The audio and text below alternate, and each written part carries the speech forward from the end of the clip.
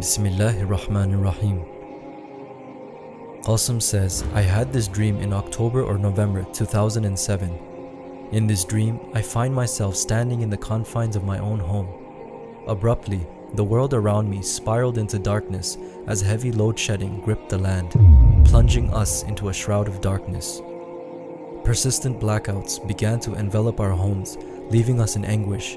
When at long last the electricity flickered back on, it was only for a short while before it would vanish again. Uneasiness settled over the people as they pondered, how can we live life like this? Then we discover that the electric generator units were broken. Worst yet, the coffers of the government lay empty, devoid of the funds needed for their repair. This was our chilling truth. This was to be our harsh reality for the rest of our lives. As days bled into nights, the lifestyle of the people took on a bleaker tone. Frustration seethed among the people, their lives strangled by the perpetual darkness. Then one night, I broke the silence of despair saying, what's the point of this kind of life? It is as if we are living in an older era, devoid of electricity. I must venture out and search for the light. It is better to search for the light rather than sitting around. Under the shroud of night, I invoked the name of Allah and ventured out of my home, equipped with only a small torch. I embarked on a journey that would take me beyond the confines of the city, into the heart of the dark void that stretched endlessly before me. As I ventured deeper into the dark abyss, uncertainty gnawed at my resolve. I start thinking, which way should I go, as I couldn't understand anything. Placing my faith solely in Allah, I chose a direction and asked Allah to lead me towards a place where there is light. After a long walk, my eyes finally beheld a distant glow. I saw a place lit with fire in the vast desolation. A rush of relief washed over me as I quickened my pace towards the source of the radiance. As I drew nearer, the illumination revealed an unusual, towering structure, a colossal edifice which soared 15 to 20 stories high, its form aglow with a mesmerizing dance of flames alit outside of its windows.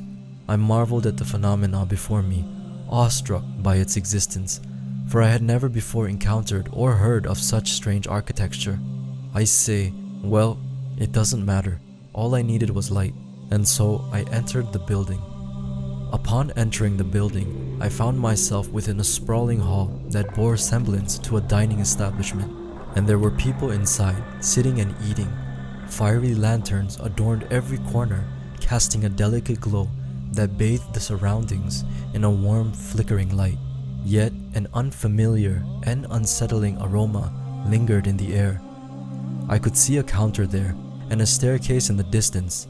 As I walked towards the stairs, I didn't stare at anyone. However, a person walked by me, and I couldn't help but glance at him, only to be seized by an overwhelming shock. The visage that met my eyes was otherworldly, far removed from any human appearance I had ever encountered. I say, who is this? This does not look like a human being to me. It bore a colossal head, small ears, and a scary face that sent chills down my spine.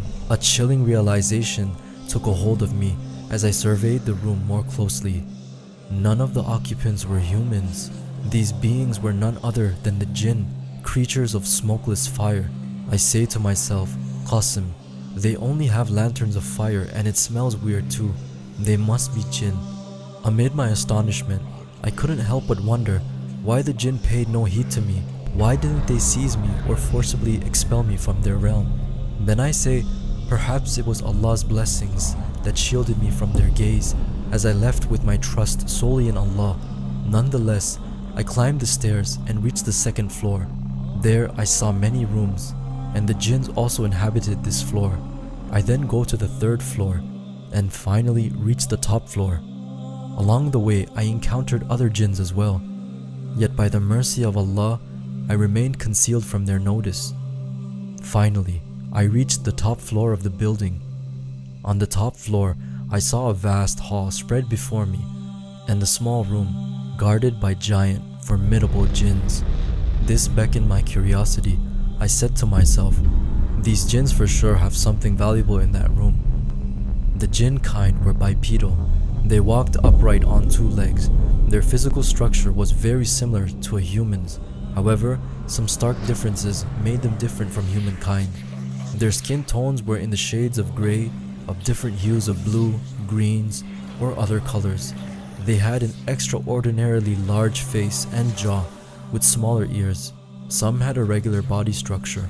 However, the others, especially the guards, were more terrifying and had a stronger build, and they wielded unique weapons unlike anything I had ever seen before. Perhaps these were the elites or the ifrits guarding the ring, but Allah knows best. I approached the room and slowly and cautiously opened the door and snuck inside. The interior of the room bathed in a soft glow of the lanterns. Inside the room, atop a table, rested a small box, its contents a mystery yet to be uncovered. I grasped the box and carefully exited that room and started to swiftly head back. As I crossed the threshold and left the building, a wave of happiness washed over me. The mercy of Allah had shielded me from the gaze of the jinn. Otherwise, the jinn would not have spared me. I tell myself that, at the very least, I have found something. Once again, I invoke the name of Allah to lead me to an even better place than before. I ask, O Allah, this time take me to an even better place than this. After a lengthy journey, I see in the distance an area illuminated by a brilliant, pristine light. Its radiance looked very bright to me. I hastened towards this breathtaking spectacle. Drawing near, my eyes beheld a grand building filled with light. I marveled at the majesty before me, my heart swelling with gratitude for Allah's benevolence. It was a place beyond imagination, a sanctuary of light and beauty. I say, Allah has truly heard my prayers and led me to a place beyond my imagination. Filled with anticipation, I confidently think to myself, no one will be able to see me within this building, and surely there must be a treasure on the top floor that I can take with me and leave this place. With these comforting thoughts, I enter the building. As I entered the building, an overwhelming sense of awe overcame me. The grandeur of the place was nothing short of immaculate, a testament to the impeccable craftsmanship and artistic detail that adorned every corner. It was a marvelous, beautiful place that touched my heart, adorned with decorations everywhere. In the distance, I spotted an elevator, and on my left-hand side, I saw a counter. I say, no one will be able to see me here, and I hastened towards the elevator, but someone from behind called me. They announced, Qasim, wait a moment. My steps stopped. I became shocked and froze on the spot. I say, I thought no one would be able to see me, and I would take the treasure and run from here, but someone has seen me, and he even knows my name. I had believed I would remain invisible, yet here was someone who not only saw me, but he knew my name.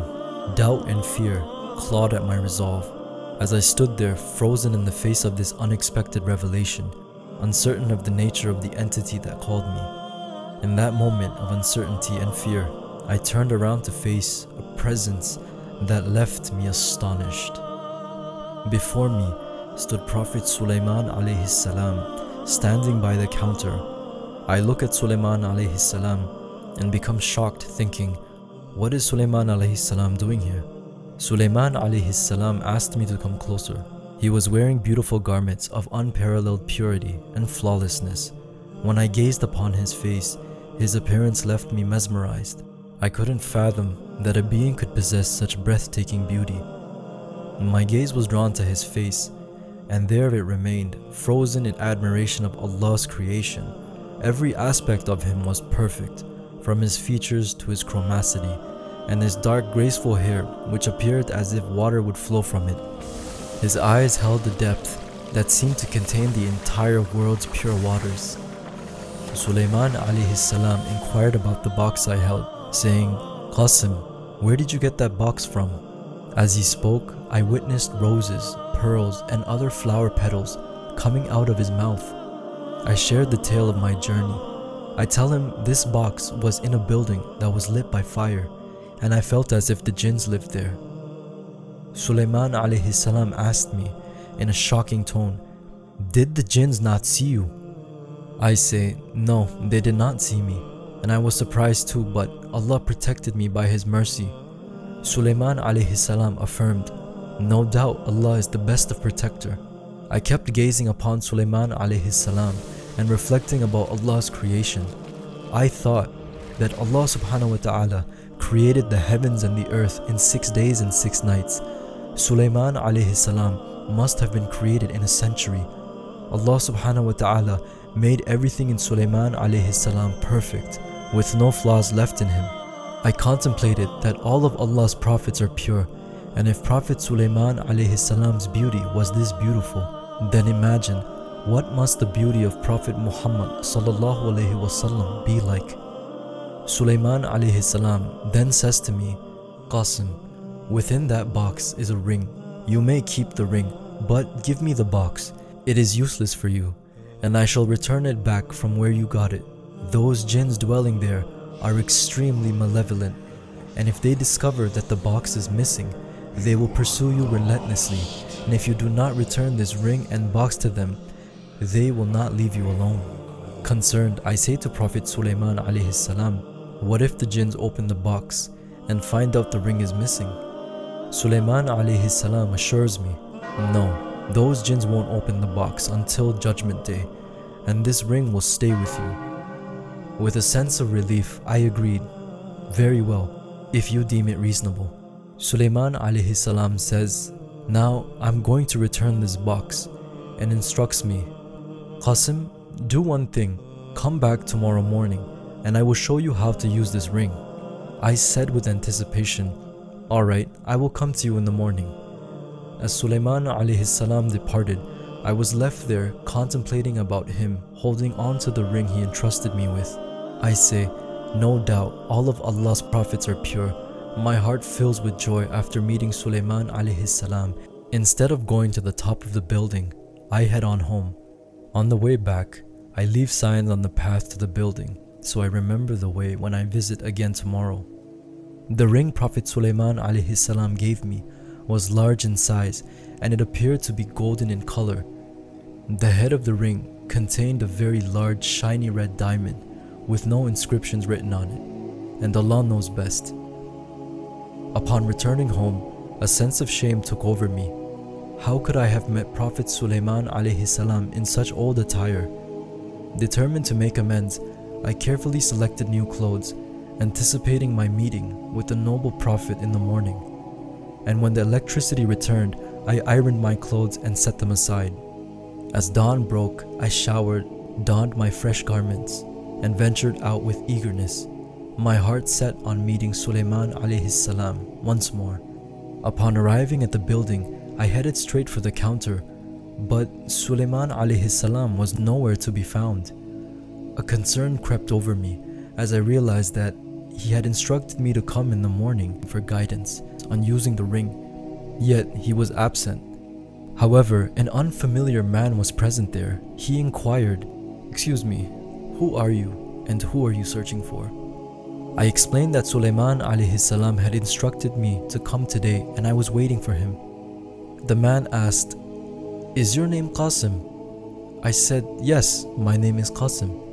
The man says, "Wait, Sulaiman alayhi salam left you a letter. He had to do some urgent work and told me when Qasim comes, give this letter to him." I open the letter. I see the instructions on how to use the ring. I come out of that building and slowly read what Prophet Sulaiman alayhi salam had written. In the letter, Sulaiman alayhi salam had also left detailed instructions on how to control the winds.